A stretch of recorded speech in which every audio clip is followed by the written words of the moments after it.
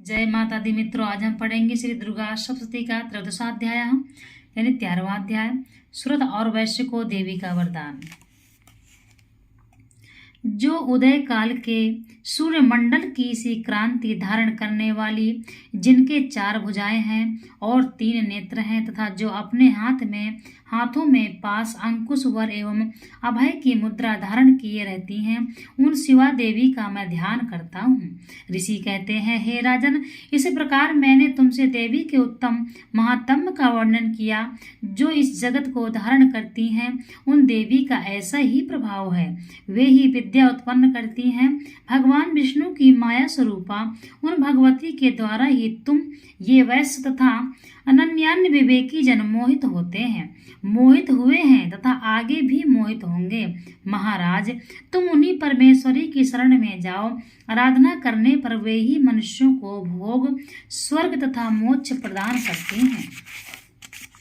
मार्कंडेय जी कहते हैं, क्रष्टु की मेधा मुनि के ये वचन सुनकर राजा सुरथ ने उत्तम व्रत का पालन करने वाले उन महाभाग महर्षि को प्रणाम किया। वे अत्यंत ममता और राज्यपरण से बहुत खिन्न हो चुके थे।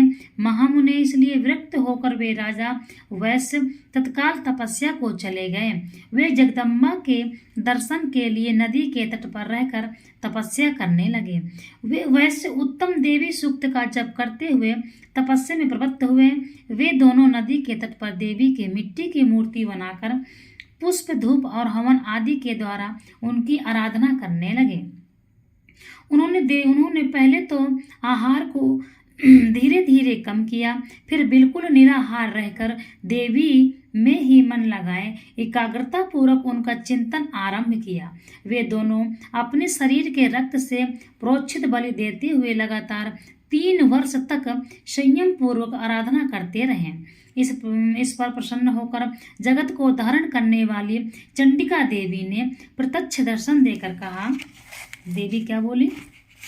देवी बोली, हे राजन तथा अपने कुल को आनंदित करने वाले वैश्य, तुम लोग जिस वस्तु की अभिलाषा रखते हो वह मुझसे मांगो, मैं संतुष्ट हूँ। अतः मैं तुम्हें वह सब कुछ दूंगी।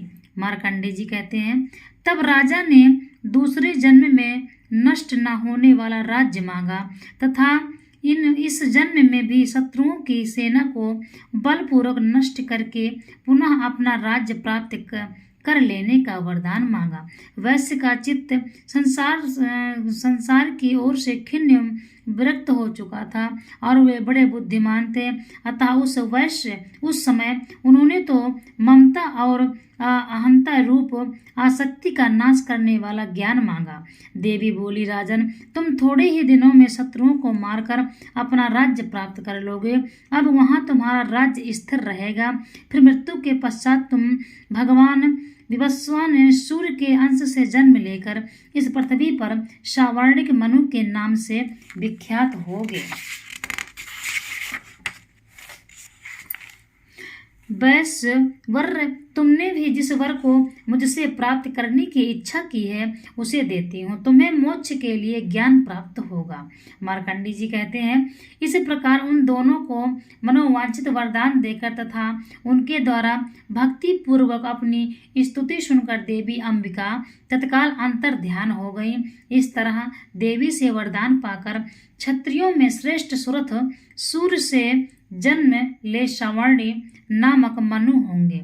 इस प्रकार श्री मार्कंडेय पुराण में सावर्णिक मनवंतर की कथा के अंतर्गत देवी महात्म्य में सुरत और वैश्य को वरदान नामक 13वां अध्याय पूरा हुआ।